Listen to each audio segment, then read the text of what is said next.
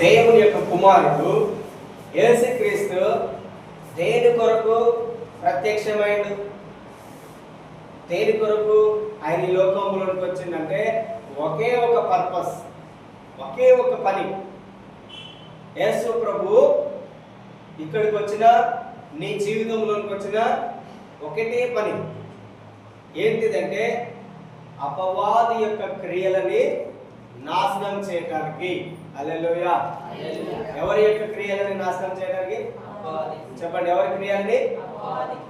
అపవాది ఏ క్రియలు నీలో కనిపిస్తున్నా దేవుని కుమారుడు ఎందుకు వచ్చిందంటే రెగ్యులర్ గా మీరు చెప్పండి, అపవాది క్రియలను నాశనం చేయడానికే యేసుక్రీస్తు నాలో ప్రత్యక్షమైండు.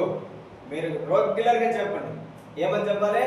దేవుని కుమారుడు యేసుక్రీస్తు నాలోకి వచ్చింది. దేనికి వచ్చిండు దేవుడు? ఎందుకోసం నీలోకి వచ్చిండు? నీ జీవితంలో కానీ, నీ కుటుంబంలో, లేదంటే నువ్వు ఎక్కడనైనా, మనం ఎప్పుడు మన గురించి, మన కుటుంబం గురించి చూసుకుంటాం, అది కాదు. దేవుడు అంటున్నాడు, నీలోనైనా, నీ కుటుంబంలోనైనా, మనకు తెలిసిన ఎవరిలోనైనా అపవాది యొక్క క్రియలు, సాతాను యొక్క క్రియలు ఏదైతే ఉన్నాయో వాటన్నిటిని నీ ద్వారా నాశనం చేయడానికి వచ్చిండు. హల్లెలూయా. ఎవరి ద్వారా నాశనం చేయడానికి? అందరూ చెప్పండి, ఎవరి ద్వారా? ఎందుకు యేసు ప్రభు నీలోకి వచ్చిండు? చెప్పండి, ఎందుకు యేసు ప్రభు నీలోకి ఎందుకు వచ్చిండు?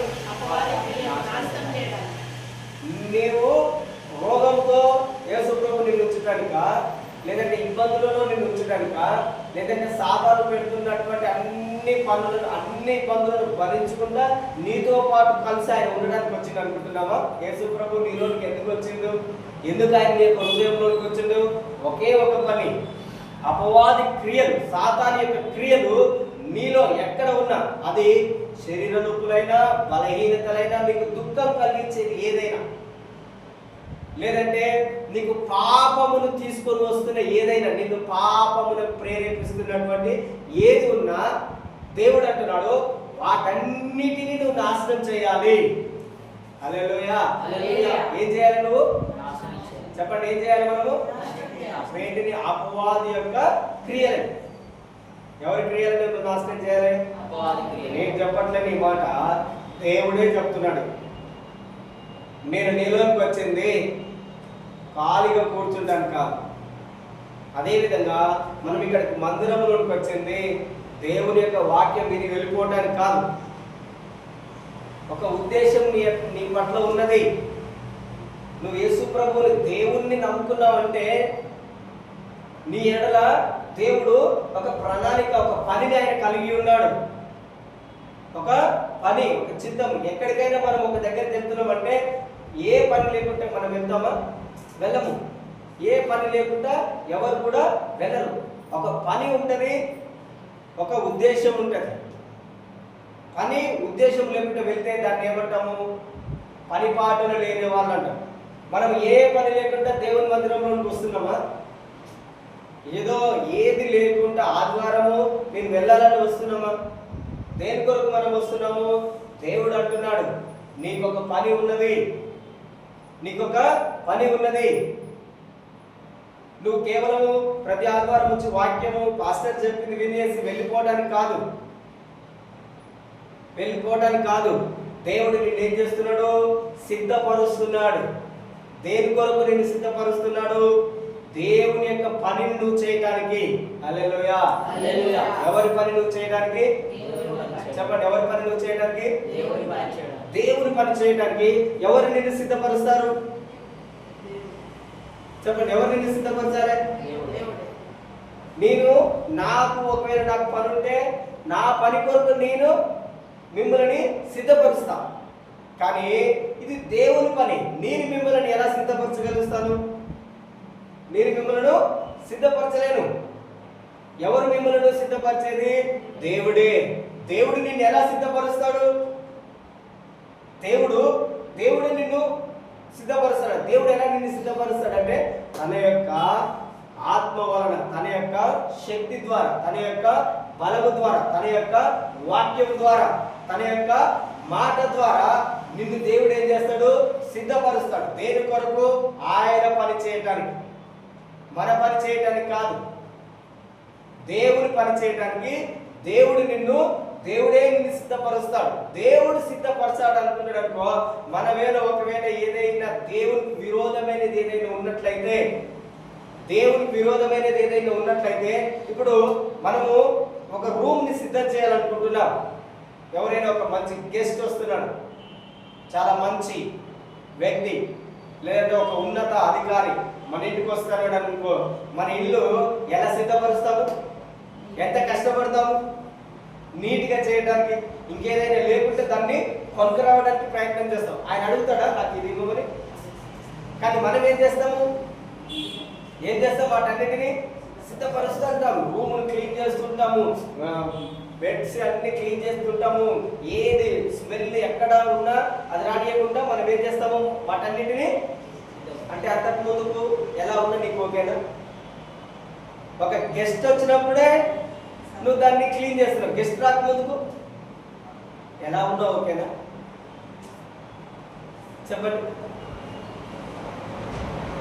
గెస్ట్ వచ్చినప్పుడే మనం చర్చికి వచ్చినప్పుడే ప్రార్థన చేస్తాం. చర్చికి రాకముందుకు, లేదంటే పాస్టర్ మనల్ని అడిగినప్పుడే ప్రార్థన చేస్తాం. పాస్టర్ మనల్ని అడగకముందుకు, ఎవరైనా మన ఇంటికి వస్తున్నప్పుడే మనం అలర్ట్గా మంచిగా నీట్గా డ్రెస్ వేసుకొని వాళ్ళ కొరకు ఎదురు చూస్తూ ఉంటాం.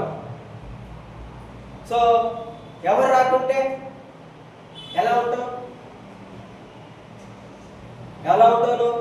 ఎవరైనా వస్తున్నారనగానే అన్ని క్లీన్ చేసుకుంటాం, మంచేస్తుంటాం, ఇచ్చేస్తుంటాం. నీకు క్వశ్చన్ తెలుసా? నీ యొక్క దేహము దేవుని యొక్క ఆలయం.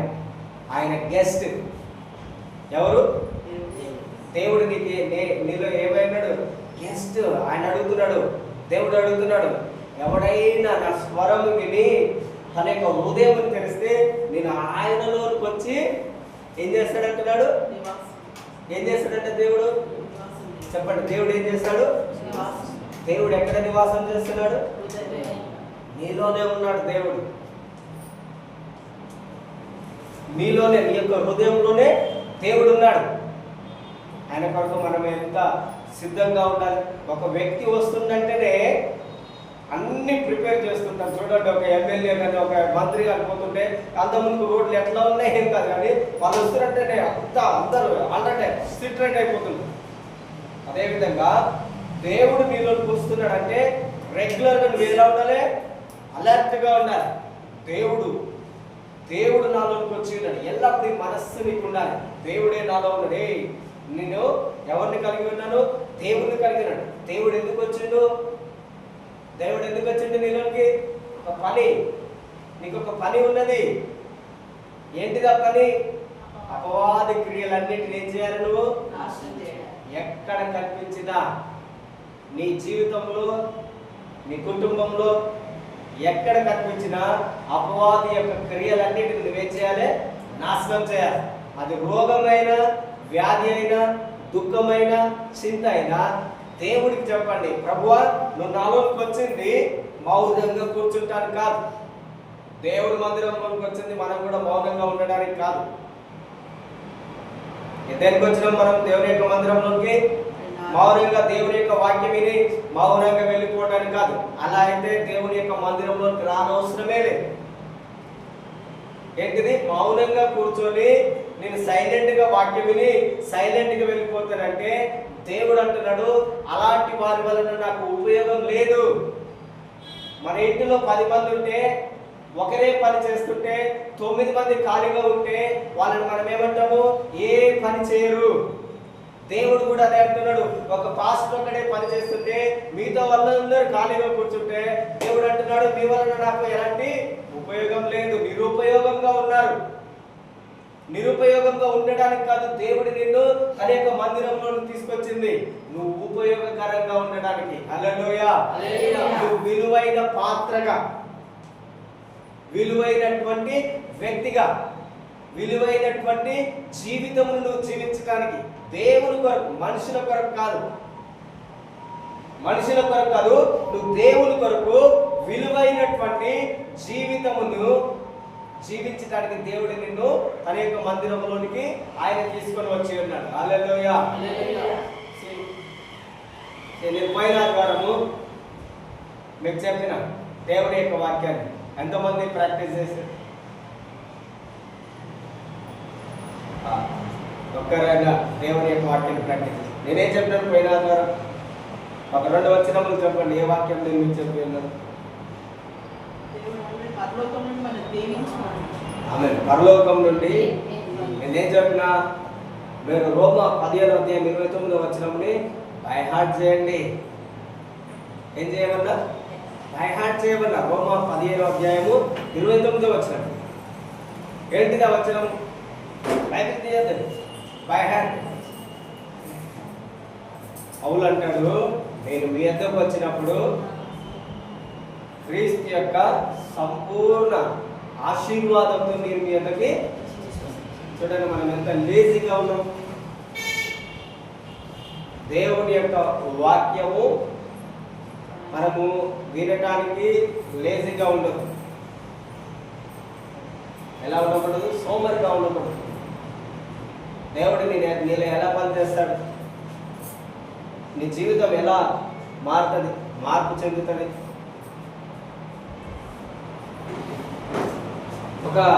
నేను ఎప్పుడు చెప్తుంటా, విత్తనం లేకుండా చెట్టు పెరుగుతుందా? చెప్పండి, విత్తనం లేకుండా చెట్టు పెరుగుతుందా? అదేవిధంగా నీలో దేవుని యొక్క వాక్యం లేకుండా, వాక్యమును మనం ధ్యానించకుండా, వాక్యమును మనం చదవకుండా మన యొక్క జీవితం అనేది మార్పు చెందదు. ఏం కాదు? మన యొక్క జీవితము మార్పు కాదు. దేవుడు నీలో పని చేయాలన్నా తన యొక్క వాక్యం నీలో ఉండాలి. దేవుడు నాలో పని చేయాలంటే నీలో ఏముండాలి? చెప్పండి, ఏముండాలి? నీలో వాక్యం ఉండాలి. ఇంకొక వచనం చెప్పిన, ఇంకోటి ఏం చెప్పిన చెప్పండి. యోహాను సువార్త 14:14 వచనం ఏం చెప్పినది? యోహాను 14:14 ఏంటిది? నేను నా నామమున నన్నేమి అడిగినను అది మీకు. మరి ఎంతమంది ప్రాక్టీస్ చేసారు? చూడండి, నేనేం చెప్పినా మీకు ఒక పని ఉన్నది. మనకేమున్నది చెప్పండి అందరికీ? కానీ మనం అన్ని పనులు చేస్తున్నాం కానీ దేవుని పనియే చేయట్లేదు. అన్ని పనులకు మనకు సమయం ఉంటుంది కానీ దేవుని పనికే సమయం ఉండట్లేదు. నిన్ను ఆశీర్వదించే వారికే మనం సమయం ఇవ్వకపోతే, నిన్ను వర్ధిల చేసే వారికే మనం సమయం ఇవ్వకపోతే నువ్వు ఎలా వర్ధిల్లుతావు? రెగ్యులర్గా కనీసము తప్పకుండా దేవుని యొక్క వాక్యం నువ్వేం చెప్పినావో అది నువ్వేం చేయండి? మెడిటేషన్ చేయమని చెప్పిన. మెడిటేట్ చేయండి. హల్లెలూయా, హల్లెలూయా. సో ఈరోజు ఏం ఇచ్చైనా మీరు కనీసము టైం తీసుకొని దేవుని యొక్క వాక్యమును ఏదైతే చెప్పిండో, దేవుడు చెప్పిండు, నేను మీకోసం చెప్పండి, నేరుగా చెప్పింది దేవుడు నీకు చెప్తున్నాడని ఆ వాక్యముని మీరు ఏం చేయండి? ధ్యానిస్తే అది ఆటోమేటిక్గా మీ జీవితం అనేది సంపూర్ణంగా మారిపోతుంది. హల్లెలూయా. సమయంలో దేవుని యొక్క వాక్యమును నేను మీకు ప్రకటిస్తున్నాను. ఇది దేవుడు మీతో చెప్తున్నాడు అనుకోండి, దేవుడే నీతో మాట్లాడుతున్నాడని మీరు ఈ యొక్క వాక్యాన్ని నీ యొక్క హృదయంలోకి తీసుకోండి. అప్పుడు నీ జీవితము సంపూర్ణంగా మారుతుంది. సంపూర్ణంగా దేవుడు నిన్ను మార్చాలనుకుంటున్నాడు. ఆయన మనకు మార్చాలనుకున్నప్పుడు మనం ఆయనకి విధేయత కలిగి ఉండాలి. ఆయనకు మనం విధేయతను చూపించినప్పుడే ఆ వాక్యము మన జీవితంలో క్రియేట్ చేస్తుంది. హల్లెలూయా. సో దేవుడు మనకు చాలా దగ్గర ఉన్నాడు. దేవుడు నీకు నాకు ఎక్కడున్నాడు? చాలా సమీపంగా. Is very near. ఎలా? దేవుడి యొక్క వాక్యంలో ఉంటుంది. ఎఫెసీయులకు రాసిన పత్రిక 2వ అధ్యాయంలో తర్వాత చదవండి. ఎఫెసీయులకు రాసిన పత్రిక 2వ అధ్యాయం 13వ వచనంలో ఏముంటుందంటే, యేసు యొక్క రక్తం వలన. దేని వలన అని చెప్పండి? యేసు రక్తం వలన. అందరూ చెప్పండి. యేసు రక్తం వలన, యేసు రక్తం వలన, యేసు రక్తం వలన, యేసు రక్తం వలన మనమంతా దేవునికి చాలా సమీపంగా ఉన్నాం. దేవునికి చాలా యు ఆర్ వెరీ నియర్. నువ్వు దేవునికి ఎలా ఉన్నావు? చాలా దగ్గరగా ఉన్నావు. మనకు మంచిగా అర్థం కావాలంటే ఇప్పుడు మనము టీ చేస్తాం. పాలు టీ పొడి రెండు మిక్స్ చేసినప్పుడు అలా నీకు పాలు టీ పొడి కనిపిస్తుందా? ఏం తాగుతాం మనము? టీ. అట్టి పాలు టీ తాగనిస్తామా? ఏం తాగుతాం మనము? టీ. అంత సమీపంగా దేవుడు నీకున్నాడు అన్నమాట. యేసు రక్తము చేత నువ్వు కడగబడినావంటే దేవుడు నిన్ను అంత దగ్గరగా చేసి ఉన్నాడు అన్నమాట. అంటే నీకు దేవుడు వేరు లేడు, నువ్వు దేవుడు ఒకటే అయి ఉన్నారు, దగ్గర అయిపోయినారు, అతుక్కుపోయినారు. టీ పొడి ఏ విధంగానైతే, పాలు టీ ఏ విధంగానైతే అల్లం రెండు కలిసిపోతున్నాయో అదే విధంగా యేసు రక్తంలో నేను కడగబడ్డానంటే నేను దేవుడు ఏకమైపోతున్నామని అర్థము. హల్లెలూయా. దేవుడు సిలువ, తన యొక్క సిలువ వలన ఏం చేసిండు?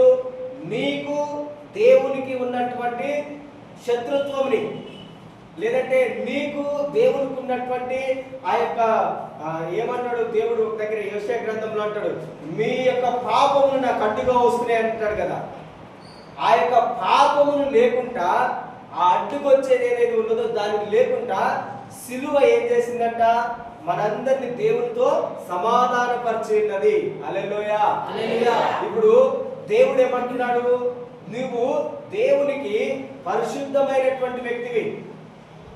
నువ్వు దేవునికి ఎలాంటి వ్యక్తివి? చెప్పండి, ఎలాంటి వ్యక్తివి నువ్వు దేవునికి? చాలా పరిశుద్ధ. ఇవరే నీ అంత విలువైనటువంటిది భూమిలో ఏది కూడా ఉండదు దేవునికి. నీ కొరకు మాత్రమే దేవుడు తన యొక్క రక్తమును కార్చిండు. నీ కొరకు మాత్రమే దేవుడు పరలోకం నుండి ఈ భూలోకంలోకి వచ్చిండు. మరి ఎవరి కొరకు రాలే. మీకోసం తెలుసా? దేవుడు జంతువులను చేసేటప్పుడు ఆయన పరలోకం నుండి భూమి మీదకి దిగి వచ్చి ఒక చేయితోటి ఒక ఏనుగుని కానీ, ఒక సింహాన్ని కానీ, ఒక ఎలుకని కానీ దేన్ని కూడా చేయలేదు. జస్ట్ ఆయన నోటితో చెప్పిండు, జంతువులు కలుగును కాక. ఆటోమేటిక్గా జంతువులన్నీ భూమిలో నుండి జన్మించినాయి. కానీ దేవుడు ఒక మనిషిని చేయడానికి మాత్రమే ఆయన పరలోకం నుండి దిగి వచ్చి ఆయన వంగి మట్టి తీసుకొని ఆ మట్టితోటి నిన్ను చేసి, ఆ మట్టితో నిన్ను చేసి దేవుడు ఏం చేసిండు? నీ యొక్క నాసికారంధ్రంలోనికి తన యొక్క జీవమును ఊదిండు. ఏం ఊదిండు? తన యొక్క జీవమును ఊదినప్పుడు నరుడు జీవాత్మ అయినని దేవుని యొక్క వాక్యంలో ఉంటుంది. సో నీలో ఉన్నది దేవుని యొక్క జీవము. అందుకనే ఈ లోకంలో అన్నిటికంటే నీవు దేవునికి చాలా విలువైనటువంటి వ్యక్తివి. మనకేమో ఏంటిది విలువ కలిగినదిగా ఉంటుంది? బంగారము, వెండి, వీటిని మనం విలువైనదిగా మనం ఈ లోకంలో చూస్తుంటాం. దేవునికి అసలు బంగారం అంటే అసలు ఎంత, ఆయన బంగారాన్ని తన కాళ్ళ కింద వేసుకున్నాడు. బంగారం ఎక్కడేసిండు మన కొరకు? చెప్పండి, ఎక్కడ ఉన్నది బంగారము? పాదముల కింద. దేవుడు నిన్ను ఎక్కడ కూర్చోబెట్టుకున్నాడు? తన యొక్క కుడి పార్శ్వమున. దేవుడు నిన్ను తనతో పాటు, ఎంత ఆధిక్యతనిచ్చింది చూడు. దేవుడు నిన్ను తనతో పాటు కూర్చోబెట్టుకున్నాడు. దేవుడు నిన్ను తన యొక్క సింహాసనం మీద నీతో, ఆయనతో పాటు నువ్వు ఉన్నావంటే నువ్వెంత విలువైన వ్యక్తివి దేవునికి. నువ్వంత విలువైన వ్యక్తివి కనుకనే సాతాను ఎప్పుడు నిన్ను ఏం చేస్తుంది? పడద్రోస్తుంటది. నువ్వు పడిపోవాలి, నువ్వు దేవునితో ఉండకూడదు, దేవునితో నువ్వు సమానంగా ఉండకూడదు. ఒకవేళ దేవునితో నువ్వు సమానంగా ఉంటే నేను నీ పాదముల క్రింద ఉంటా. సాధారణ ఎక్కడ ఉంటుంది? నువ్వు దేవునితో ఈక్వల్ గా ఉంటే చెప్పండి, ఎక్కడ ఉంటుంది సాధారణ? కానీ నీ మైండ్ అయితే ఏముంటది? ఎప్పుడు సైతాను నా చుట్టూ ఉన్నది వైఫై లాగా అని అనుకుంటాం. ఎప్పుడు సాధారణ ఏముంటుంది? నా చుట్టూ ఒక వైఫై లాగా నా చుట్టూ తిరుగుతుంది అనుకుంటాం. యాక్చువల్గా బైబిల్ ఏం చెప్తుందంటే నీ కొరకు దేవుడు ఏం చేసినాడు? ఒక సింహాసనం ఏర్పాటు చేసి ఉన్నాడు అంట. నీ కొరకు ఏం ఏర్పాటు చేసింది దేవుడు? సింహాసనం ఏర్పాటు చేసింది. కనుక దేవుడు ఏమంటున్నాడు? నీకు తెలియకుండా దేవుడు నీ కొరకు తన యొక్క మహిమ కిరీటం ఎవరికి ఉంటుంది? ఎవరికి ఉంటుంది? రాజులకి. కిరీటములు ఎవరికి ఉంటాయి? రాజులకి. సింహాసనం ఎవరికి ఉంటుంది? రాజుకు ఉంటుంది. చూడండి కీర్తన 8వ అధ్యాయము 5వ వచనం.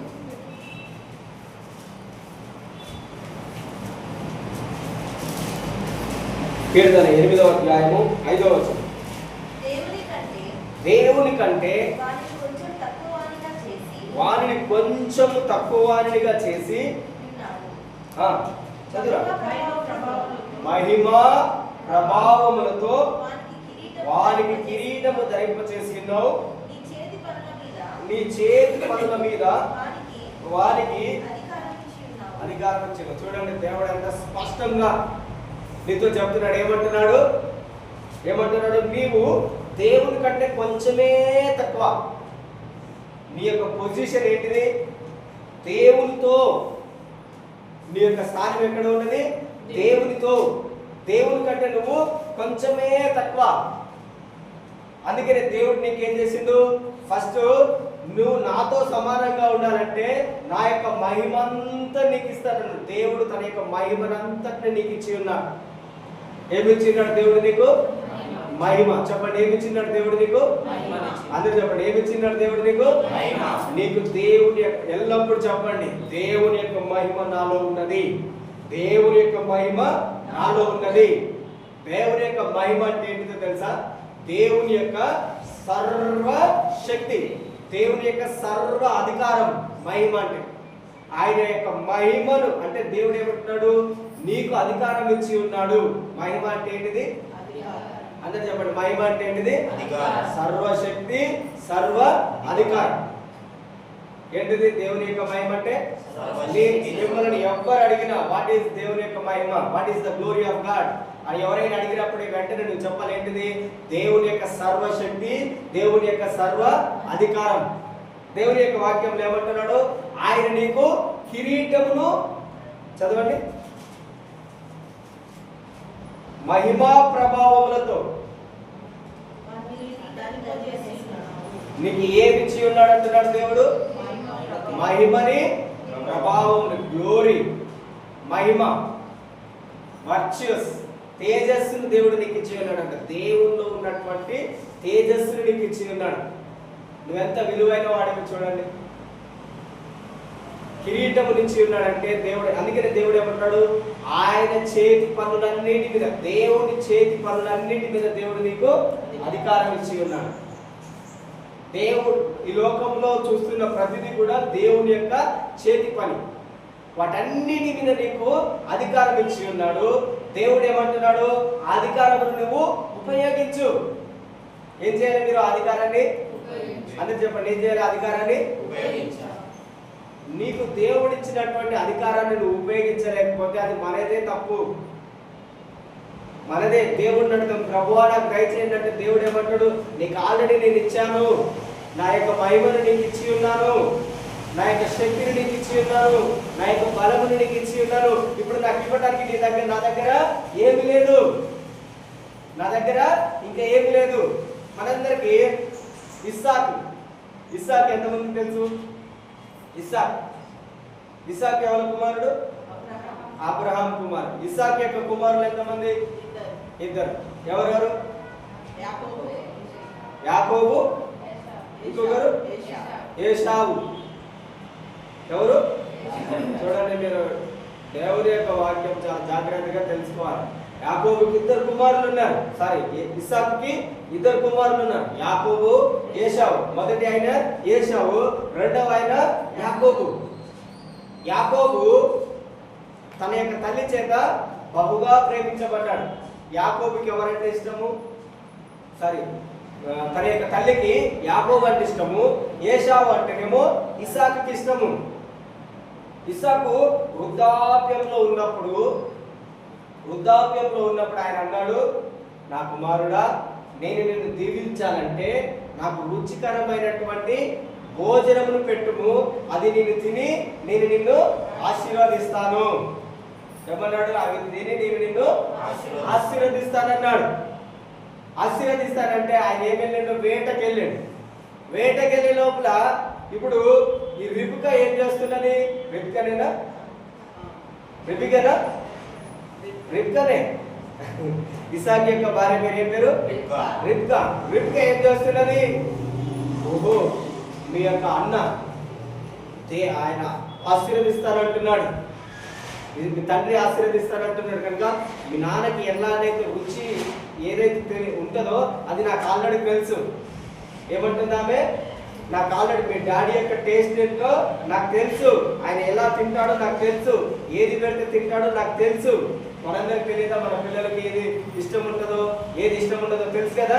అదే విధంగా తను అంటున్నది, మీ డాడీకి ఏదైతే తింటాడో నాకు అది తెలుసు కనుక నువ్వు తొందరగా వెళ్ళి ఒక మేక పిల్లని తీసుకురా, నేను తనకు రుచికరమైనటువంటి తన తండ్రి మీ తండ్రి ఏ విధంగా అయితే తింటాడో దాన్ని నేను చేసి పెడతా. ఆమె చెప్పగానే వెంటనే ఆయన అంటున్నాడు, అయ్యా అమ్మా, ఒకవేళ ఇది నేను కాదని తెలిస్తే నా మీదకి ఏమొస్తుంది? శాపమే వస్తుంది. అంటే ఆమె పిల్లది, ఆ శాపం నా మీదకి వేసేయి, ఆ శాపం నేను చేయండి నా మీద వేసేయి, నువ్వు మాత్రము దీవించబడతావు, వెళ్ళు అనగానే త్వరగా వెళ్ళిండు. తమ తల్లి చెప్పినప్పుడు చేసి వెళ్ళి ఏమంటున్నాడు? ఇసాకు దగ్గరికి వెళ్ళి, నేను నీ కొరకు వేట మాంసములు తెచ్చాను, దీనిని తిని నన్ను ఆశీర్వదించు. దీనిని తిని ఏం చేయమంటున్నాడు? ఆశీర్వదించమనగానే అతడు లేచి తిన్నాడు, అతడిని సంపూర్ణంగా ఆశీర్వదించాడు. ఏం చేసిండు దేవుడు? ఇసాక్ ఏం చేసిండు? చెప్పండి, ఇసాక్ ఏం చేసిండు? మళ్ళీ చెప్పండి, ఏం చేసిండు ఇసాకు? ఎవరిని? యాకోబుని. యాకోబు ఎప్పుడైతే ఆశీర్వదించబడి వెళ్ళిపోయిందో, వెళ్ళిపోగానే వెంటనే పెద్ద కుమారుడు వచ్చాడు. వంట చేసుకొని వచ్చేసరికి ఇసాకు తిని పడుకున్నాడు. ఆయన లోపలికి రాగానే, తండ్రి ఇదిగో నీ పెద్ద కుమారుడైనటువంటి ఏశావుని నేను వచ్చాను, నేను తెచ్చిన వేట మాంసములు తిని నన్ను ఆశీర్వదించమనంటే ఇసాకు ఏమంటున్నాడు? గడగడ వణుకుంటూ, నేను ఆల్రెడీ దీవించేశాను అన్నాడు. ఏమంటున్నాడు? ఆల్రెడీ ఒక వ్యక్తిని నేను దీవించాననగానే అతని యొక్క హృదయం కృంగిపోయి అయ్యో ఇంకా ఆశీర్వాదం లేదా, ఇంకా దీవెనలు నీ దగ్గర లేవా అంటే ఆయన అంటున్నాడు, నేను అతనిని సంపూర్ణంగా దీవించాను. దేనితోటి దీవించాడు? దేనితోటి దీవించాడు? తన నోటితోటి. ఆయన ఏదో వస్తువులు, బంగారం, వెండి, అతని దగ్గర ఉన్న ఆస్తి అంత ఇచ్చి దీవించినానని చెప్పట్లేడు. లేదంటే ఇప్పుడు నా దగ్గర ఉన్న ఆస్తి ఎంత, ఎన్ని ఎకరాలు ఉన్నది అవన్నీ రాసేసి నేను సంతకం పెట్టానని చెప్పట్లేడు. ఏమంటున్నాడు? నేను సంపూర్ణంగా ఏం చేశాను? దీవించాను. అతడు నిజంగా దీవించబడినటువంటి వ్యక్తే అనగానే ఆశ్చర్యపోతున్నాడు. ఇతనికి అర్థం కావట్లేదు. ఏంటిది? నీ దగ్గర ఒకటే ఆశీర్వాదం ఉన్నదా? నీ దగ్గర ఒక్కరిని ఆశీర్వదించడానికి అధికారం ఉన్నదా? ఇంకొక ఆశీర్వాదం నా కొరకు లేదా? ఇంకొక ఆశీర్వాదం నాకు లేదా అని అతడు ఏడుస్తున్నాడు. అతడు ఏం చేస్తున్నాడు? ఏడుస్తుంటే నా దగ్గర ఇంకొక ఆశీర్వాదం లేదు, ఒకటే ఆశీర్వాదం ఉన్నది, ఆశీర్వాదం నేను అతనికి ఇచ్చి ఉన్నాను. హల్లెలూయా. దేవుడు కూడా అంటున్నాడు, నా దగ్గర ఒకే ఆశీర్వాదం ఉన్నది, ఆశీర్వాదం నేను నా పిల్లలకి ఇచ్చి ఉన్నాను. హల్లెలూయా. మీకు అర్థం కాలేదేమో. మీకు అర్థమైతే చూడండి, మనము యాకోబు లాంటి వాళ్ళు, మనము యాకోబు యొక్క సంతానం, ఇజ్రాయేల్ యొక్క సంతానం. ఇస్సాకు ఇప్పుడు దేవుని స్థానంలో ఉన్నాడు. ఏశావు ఎలాంటి వాడు అంటే వ్యభిచారి, భ్రష్టుడని దేవుని యొక్క వాక్యంలో ఉంటుంది. ఏశావు ఎలాంటి వాడు? వ్యభిచారి, భ్రష్టుడు, దేవుని మాట తండ్రి మాట విననటువంటి వ్యక్తి. సో వీరిద్దరు వచ్చినప్పుడు దేవుడు మనల్ని శపించడానికి ఆయనకు ఇష్టం ఉండదు. దేవునికి ఎప్పుడు కూడా నిన్ను శపించడం అంటే ఆయనకు ఇష్టం ఉండదు. దేవుడు ఎప్పుడు నిన్ను ఏం చేస్తాడు? చెప్పండి, ఎప్పుడు నిన్ను ఏం చేస్తాడు దేవుడు? చెప్పండి, ఏం చేస్తాడు దేవుడు నిన్ను? ఎప్పుడు?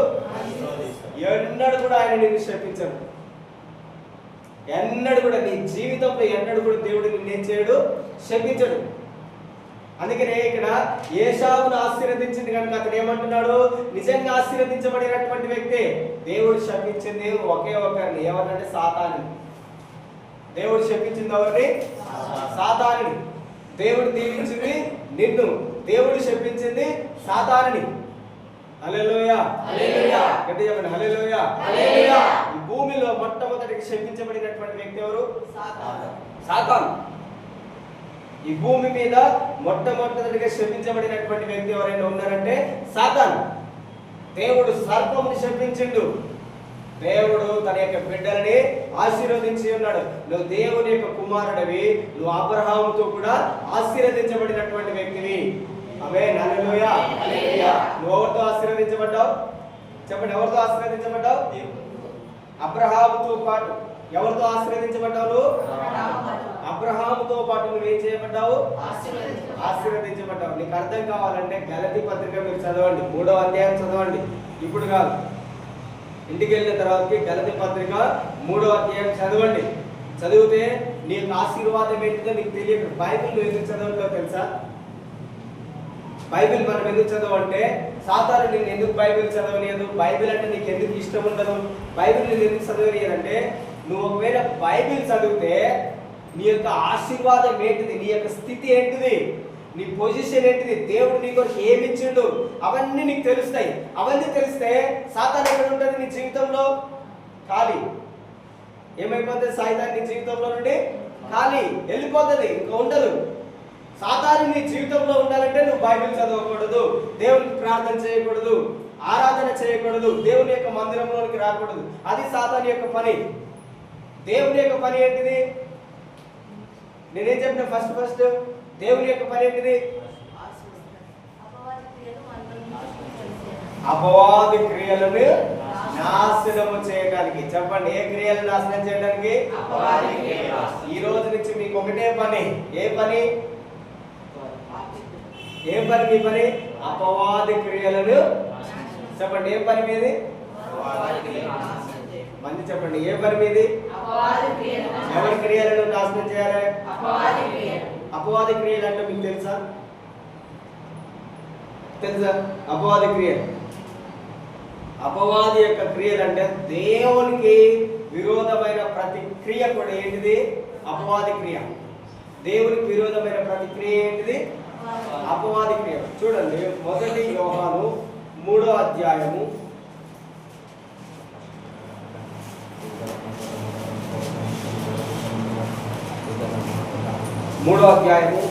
8వ వచనం. అపవాది మొదటి నుండి పాపం చేయుచున్నాడు కనుక పాపం చేయవాడు అపవాది సంబంధి. చాలా గమనించాము. చూడండి, దేవుని యొక్క వాక్యంలో ఏమంటున్నారు? నా వైపు చూడండి. అపవాది అంటే సాతాను, దుర్మార్గుడు, దుష్టుడు అని మనకి పేరు. దుష్టుడు, దుర్మార్గుడు, నరహంతకుడు, ఈ పేర్లు అయ్యండి. ఏమంటున్నాడు? అపవాది మొదట నుండి ఏం చేస్తున్నాడు? వాడు మొదటి నుండి, ఫ్రమ్ ద బిగినింగ్, ఆది నుండి, ప్రారంభము నుండి వారి యొక్క పని ఏంటిది? పాపము చేయటమే. నా వైపు చూడండి. అపవాది యొక్క పని ఏంటిది? అపవాది యొక్క పని ఏంటిది? పాపము చేయటం. పాపము నీ జీవితంలో ఎక్కడైతే కనిపిస్తుందో అర్థం చేసుకోవడానికి చెప్తున్నా. నీ జీవితంలో పాపం ఎక్కడైతే కనిపిస్తుందో అక్కడ ఏం చేస్తున్నది? అపవాది పని చేస్తుంది. ఏం చేస్తుంది అన్నమాట? చెప్పండి, ఏం చేస్తుంది? అపవాది పని చేస్తుంది అన్నమాట. ఇప్పుడు ఎవరైనా, ఇది ఇప్పుడు చెప్పడానికి మంచిగా ఉన్నది, ఎప్పుడైనా చెప్తా, ఇది మీకు చాలా ఇంట్రెస్ట్. ఒకరు ఎందుకు తాగుతున్నారు, ఒకరు ఎందుకు వ్యర్థమైన క్రియలు చేస్తున్నారు, ఒకరు ఎందుకు సిగరెట్, మందు ఎన్ని తాగుతున్నారు, దేని కొరకు తాగుతున్నారు, లేదంటే ఇంకా రకరకాలైన పాపము, వ్యభిచారము, దొంగతనము, నరహత్య, లేదంటే కక్ష, ఈర్ష్య, ద్వేషము, పగ ఒక వ్యక్తిలో ఎందుకు ఉంటున్నాయి, దేని కొరకు ఉంటున్నాయి, ఎవరి వలన వస్తున్నాయి, ఆ ఎందుకోసం వచ్చినాయి, ఎందుకు వచ్చినాయి అనేది నేను చెప్తా. అది మీకు అర్థమవుతుంది. అప్పుడు నువ్వు ఎలా వీటి నుండి బయటికి రావాలి అది కూడా మీకు అర్థమవుతుంది సింపుల్గా. కానీ అది అర్థం కావాలంటే నేను మిమ్మల్ని ప్రిపేర్ చేస్తాను. ఏం చేస్తున్నా నేను మిమ్మల్ని చెప్పండి, ఏం చేస్తున్నా? దేవుడు ఏం చేస్తున్నాడు చెప్పిండు? అపవాది క్రియలని లయ చేయడానికి మిమ్మల్ని ఆయన ఏం చేస్తున్నాడు? సిద్ధపరుస్తున్నాడు. ఎలా మిమ్మల్ని సిద్ధపరుస్తాడు దేవుడు? తన యొక్క వాక్యం చేత, తన యొక్క మాట చేత. ఎవరైనా ఒకరిని యుద్ధానికి పంపించేటప్పుడు ఎలాంటి సిద్ధపాటు లేకుండా ఆయనను పంపాడు. అదే విధంగా దేవుడు అపవాది క్రియలను లయ చేయడానికి మిమ్మల్ని మొట్టమొదటిగా దేవుడు తన వాక్యం చేత, తన యొక్క ఆత్మ చేత మిమ్మల్ని సిద్ధపరుస్తున్నాడు. హల్లెలూయా. చూడండి దేవుడు ఏమంటున్నాడు? ఫస్ట్ ఆఫ్ ఆల్ అపవాదిని జయించాలంటే అపవాది క్రియలు నీలో ఏమైనా ఉన్నాయా? నా వైపు చూడండి. అపవాదికి సంబంధించినటువంటి క్రియలు నీలో ఏమైనా ఉన్నాయా? ఏంటి అపవాది క్రియలు అంటే దేవుడు ఏం చెప్తున్నాడు? పాపము అపవాది యొక్క క్రియ. పాపము మనలో కనిపిస్తుందంటే నీలో దేవుడు కాదు, అపవాది పనిచేస్తుంది, సాతాను నీలో పనిచేస్తున్నది అని అర్థం. ఎందుకంటే వాడు మొదటి నుండి, ప్రారంభం నుండి నీలోనికి పాపం ఎలా వచ్చింది? నీలోనికి వ్యర్థమైన తలంపులు, లేదంటే దురాశ, లేదంటే ఈర్ష్య, కక్ష, ద్వేషము ఎవరి వలన వస్తున్నాయి? నీ అంతట నీకే వస్తున్నాయా? ఎలా వస్తున్నాయి అంటే మొదటి నుండి పాపం చేసేవాడు ఒకడు ఉన్నాడు ఈ లోకంలో. మొదటి నుండి పాపం చేసే ఒక వ్యక్తి ఉన్నాడు. ఆ వ్యక్తి నీలోనికి రావటం వలన, లేదంటే ఆ వ్యక్తితో నువ్వు సహవాసం చేయడం వలన, లేదంటే ఆ వ్యక్తితో నువ్వు కలిసి నడవడం వలన నువ్వేమైతున్నావు? వాడి దుష్ట క్రియలలో, వాడి యొక్క దుర్మార్గుని యొక్క క్రియలలో నువ్వు కూడా పాలు పొందుకోవడం వలన ఆటోమేటిక్ గా నీలోనికి ఏం వస్తున్నది? పాపం వస్తున్నది. ఫర్ ఎగ్జాంపుల్, ఒక వ్యక్తితో మనం సహవాసం చేసినాం అనుకోండి, 6 నెలలు ఒక వ్యక్తితో సహవాసం చేస్తే అతని యొక్క లక్షణములన్నీ మనలోనికి వస్తాయి. అతడు మాట్లాడినట్టయినా మాట్లాడతాం, లేదంటే అతడు నడిచినట్టయినా, లేదంటే అతడు ఏదో ఒకటి చేసేది మనం చేస్తాం. కారణం ఏంటిది? సహవాసం. ఏం చేస్తున్నాము? సహవాసం. లేదంటే ఎవరి దగ్గరికైనా ఒకరు మంచిగా ఉండే వాళ్ళ దగ్గరికి వెళ్ళాం అనుకోండి, ఆటోమేటిక్ గా నీకు కూడా ఏమనిపిస్తుంటుంది? నీకు కూడా ఇలాగనే ఉండాలి, మోటివేషన్ అవుతుంటాం. ఎవరు నిన్ను మోటివేషన్ చేసేది? ఎవరు నిన్ను మోటివేషన్ చేస్తున్నది? 2 రకాలుగా ఉంటుంది. ఒకటి దురాత్మ నిన్ను మోటివేషన్ చేస్తుంది, లేదంటే నీ యొక్క మనసు నిన్ను మోటివేషన్ చేస్తుంది. దురాత్మ నిన్ను మోటివేషన్ చేసినందుకో నిన్ను చెడు త్రోవలోకి పోవడానికి, ఒకవేళ నీ మనసు నిన్ను మోటివేషన్ చేసినా అది నిన్ను పడద్రోయటానికి అన్నమాట. నువ్వు పడిపోవటానికి, నువ్వేం చేయడానికి? పడిపోవటానికి. కానీ ఇక్కడ దేవుని యొక్క వాక్యం ఏమంటుందంటే, సాతాను అనేవాడు ఎవడైతే ఉన్నాడో వాడు మొదటి నుండి పాపం చేసేటటువంటి వ్యక్తి. సో ఎవడైతే పాపం చేస్తున్నాడో దేవుడు స్పష్టంగా చెప్తున్నాడు. ఏంటిది? ఎవరిలోనైతే పాపం ఉన్నదని నువ్వు గమనిస్తున్నావో, ఏ వ్యక్తి అయితే పాపం చేస్తున్నాడో, మన ఇంటిలో, మన కుటుంబంలో, మన కుమారుడైనా, మన తల్లిదండ్రులైనా, ఎవరైనా ఏంటిది? పాపం చేస్తున్నాడని కనిపిస్తే దాని యొక్క అర్థం ఏంటిది? అతనితో పాటు దురాత్మలు లేదా దర్యావాత్మలు కలిసి సహవాసం చేస్తున్నాయని అర్థము. అందువలనే అతని యొక్క మనస్సు ఏం కావట్లేదు? మారిపోవట్లేదు. కానీ దేవుని యొక్క వాక్యంలో ఏమున్నది? అపవాది మొదటి నుండి పాపం చేయవాడు కనుక పాపం చేయవాడు అపవాది సంబంధి. 9వ వచనంలో ఏమున్నది? దేవుని మూలంగా పుట్టిన ప్రతి వానిలో ఆయన బీజం నిల్చును. సీడ్. చూడండి, విత్తనం. బీజం అంటే ఏంటిది? విత్తనం. బీజం అంటే ఏంటిది? విత్తనం. DNA. మనమైతే ఏం చెప్పాలి? బీజం అంటే DNA. DNA అంటే ఏంటిది? బ్లడ్, రక్తం. అర్థమవుతుందా?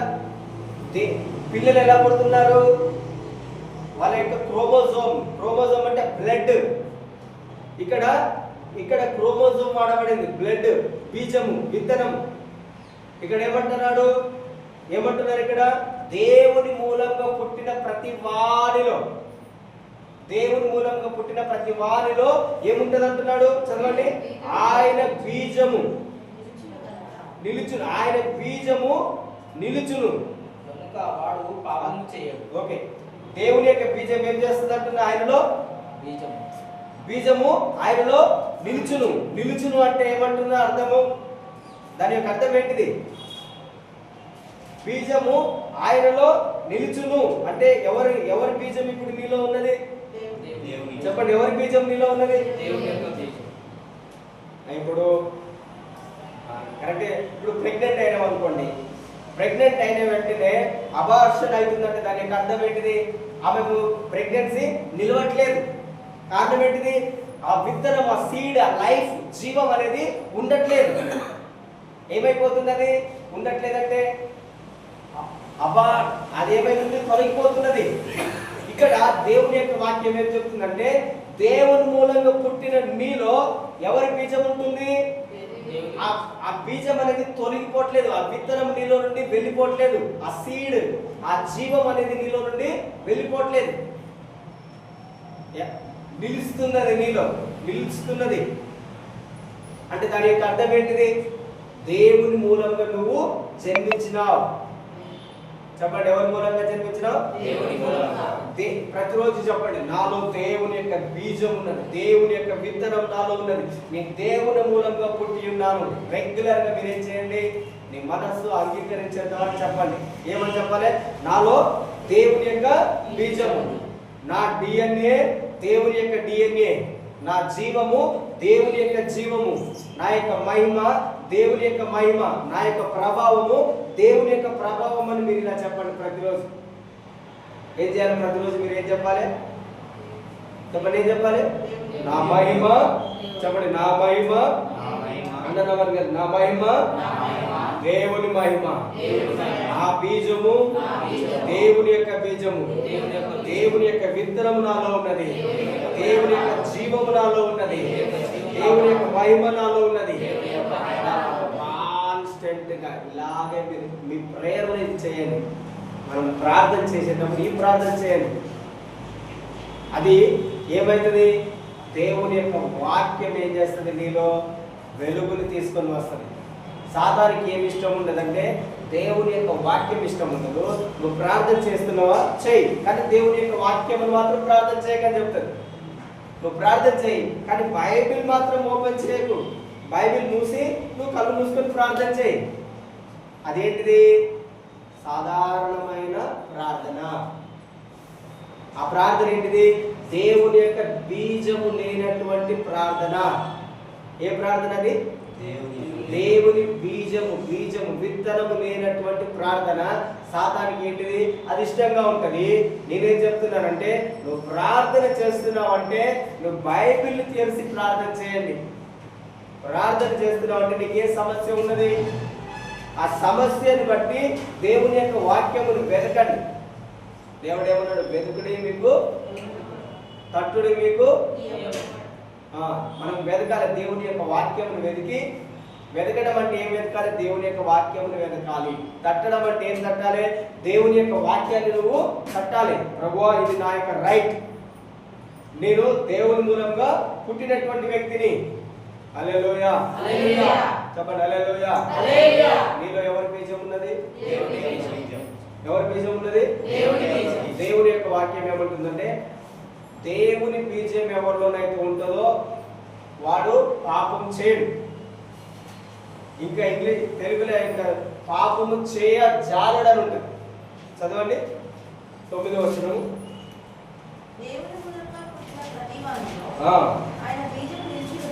ఆయన బీజము నిల్చును కనుక వాడు పాపం చేయడు. వాడు దేవుని మూలంగా పుట్టినవాడు కనుక. చూడండి, దేవుని మూలంగా పుట్టినాడు. ఆయన మూలం ఎక్కడి నుంచి వస్తుంది? ఆరిజిన్. ఆయన ఆరిజిన్ ఎక్కడున్నది? మూలం ఎక్కడున్నది? దేవునిలో. ఎక్కడున్నది? ఎక్కడున్నది నీ యొక్క బీజము? నీ లైఫ్ ఎక్కడ ఉన్నది? నేనేం చెప్పినా పోయినా నువ్వు ఎక్కడి నుండి వచ్చినావు? చెప్పండి, నువ్వు ఎక్కడి నుండి వచ్చినావు? నీ యొక్క బీజం ఎక్కడి నుండి వచ్చింది? నీ మూలం ఎక్కడున్నది? నీ లైఫ్ ఎక్కడున్నది? పరలోకంలో. అందుకనే దేవుడు ఏమంటున్నాడు? పరలోకములో నుండి వచ్చినటువంటి వ్యక్తి పాపం చేయజాలడు. యేసుప్రభు ఏమంటాడు? నేను పై నుండి వచ్చిన వాడను, నేను పరలోక సంబంధిని, నాలో పాపం ఉన్నదని ఎవడైనా నిరూపిస్తాడా? నాలో పాపం ఉన్నదని ఎవడైనా నిరూపిస్తాడా అంటే అందరూ ఏం చేస్తున్నారు? నోటి మీద వేలేసుకుంటున్నారు. ఏ ఒక్కరు కూడా నిరూపించలేకపోతారు.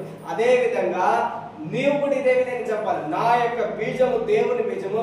నిన్నెవడైనా ప్రశ్నిస్తే నాలో పాపం ఉన్నదని ఎవరైనా నిరూపించ మనం ఎలా స్టేట్మెంట్ ఇవ్వగలుగుతామా? చెప్పండి. ఈ రోజుకి ఎవడైనా మీ ఎదుటికి వచ్చి నీలో పాపం లేదు, పాపం అనేది నేను నీలో చూడట్లేదు, దేవుని నమ్ముకున్న తర్వాతకి, యేసు ప్రభువుని నమ్ముకున్న తర్వాతకి నీ యొక్క నోటితో కానీ, నీ కళ్ళుతో కానీ, నీ చేతులతో కానీ నువ్వు పాపము చేయలేదనే స్టేట్మెంట్ నువ్వు ఇవ్వగలుగుతావా? చెప్పండి, ఇవ్వగలుగుతావు మనం? అంటే ఇంకా నీలో అపవాది క్రియలు ఉన్నాయి. ఏమున్నాయి మనలో ఇంకా? చెప్పండి, ఏమున్నాయి చెప్పండి. ఆ స్టేట్మెంట్ మనకు రావట్లేదంటే దాని యొక్క అర్థం ఏంటిదంటే స్టిల్ నాలో, నీలో, మనందరిలో ఇంకేమున్నాయి అన్నట్టమా? దాని యొక్క అర్థము అపవాది క్రియ. అపవాది యొక్క క్రియ ఆ క్రియని దేవుడు ఏం చేయమంటున్నాడు? నీ పని ఏంటిది? What is your work? ఏంటిది నీ పని? దేవుడు చెప్తున్నాడు. చూడండి 3వ అధ్యాయము 8వ వచనం చదవండి. ఇప్పుడు మనకు అర్థమవుతుంది. జస్ట్ 5 minutes చదవండి. అపవాది మొదటి నుండి పాపము చేయుచున్నాడు కనుక పాపము చేయు వాడు అపవాది సంబంధి. అపవాది యొక్క క్రియలను లయపరచుటకే దేవుని కుమారుడు. చెప్పండి, దేవుని కుమారుడు. అందరూ చెప్పండి, దేవుని కుమారుడు ఏమైండు? ఎవరిలోనికి వచ్చి ఉన్నాడు? ప్రత్యక్షమైండు. అందరూ చెప్పండి, ఎవరిలోనికి వచ్చిండు? ఎవరిలోనికి వచ్చి ఉన్నాడు? దేనికి వచ్చింది దేవుడు? ఇది ఇంతసేపు చెప్పేది దీని కొరకే. నేను ఈ స్టేట్మెంట్ చెప్పట్లేదు. ఏంటిది? నాలో పాపం ఉన్నదని. నీవు కూడా నాలో పాపం ఉన్నదని ఎవడైనా నిరూపిస్తాడా? దేవుడు అంటున్నాడు, పాపము నీలో లేకపోతే నువ్వు పరలోక రాజ్యములోనికి నీకు అర్హత. ఒకవేళ నీలో పాపం ఉన్నదనుకో నీకు పరలోక రాజ్యమునికి ఏం లేదు? అర్హత లేదు. ఏం లేదు. అందుకనే దేవుడు ఏమంటున్నాడు? నువ్వు నన్ను నమ్మినావు కనుకనే నేను నీలోనికి వచ్చి ఉన్నాను. నీలోనికి వచ్చింది దేని కొరకు? నీలో ఏదైతే అపవాది కార్యములు ఉన్నాయో, అపవాది క్రియలు ఉన్నాయో వాటన్నిటిని లయపరచడానికి. హల్లెలూయా, హల్లెలూయా. చెప్పండి, హల్లెలూయా, హల్లెలూయా. ఏం చేయాలి? నువ్వు అపవాది క్రియలని చేయడం. మీరు రాసుకోండి. ఒకే రోజున ఏది కూడా జరగదు. ఏదైతే అపవాది క్రియలు మీ జీవితంలో కనిపిస్తున్నాయో వాటన్నిటిని మీరు గుర్తించండి. ఫస్ట్ ఏం చేయండి? వాటన్నిటిని గుర్తించాలి. ఏంటి అపవాది క్రియలు? ఏమున్నాయి? నాలో పాపం ఉన్నది, నాలో పాపము లేదు అని నువ్వు చెప్పగలిగితే యు ఆర్ పర్ఫెక్ట్ గా ఉన్నట్టు. అప్పుడు దేవుడు నువ్వు ఏది అడిగినా ఇస్తాడు. నువ్వు దేవుడిని ఏది అడిగినా నీకు ఇస్తాడు. ఒకవేళ నీలో పాపం ఉన్నదని అనిపిస్తే దేవుడు చెప్తున్నాడు, నీ వలన కాదు దాన్ని చేయించటం. అందుకనే నేనే నీలోకి వచ్చి ఉన్నాను. నా బీజమే నీకు ఇచ్చి ఉన్నాను, నా శక్తిని నీకు ఇచ్చి ఉన్నాను, నా మహిమను నీకు ఇచ్చి ఉన్నాను, నా అధికారమును నీకు ఇచ్చి ఉన్నాను. ఆ అధికారంతో దానితో నువ్వు జయించగలుగుతావు. కానీ నీ యొక్క సొంత శక్తి వలన, నీ సొంత బలమున దానిని నువ్వు జయించలేవు. హల్లెలూయా, హల్లెలూయా. అర్థమవుతుందా? ఏంటిది? నా సొంత శక్తి వలన నేనేం చేయలేను? అపవాది క్రియలను నేనేం చేయలేను? నయం చేయలేను, జయించలేను. అందుకనే దేవుడు ఏం చేస్తున్నాడు? నీలోనికి వచ్చి ఆయన నీకు తన యొక్క మహిమనిచ్చి, తన శక్తినిచ్చి, తన కిరీటమునిచ్చి, తన అధికారమునిచ్చి నా శక్తితోటి నువ్వు పోరాడమంటున్నాడు. అపవాదిని నువ్వేం చేయాలి? నాశనం చేయాలి. హల్లెలూయా, హల్లెలూయా.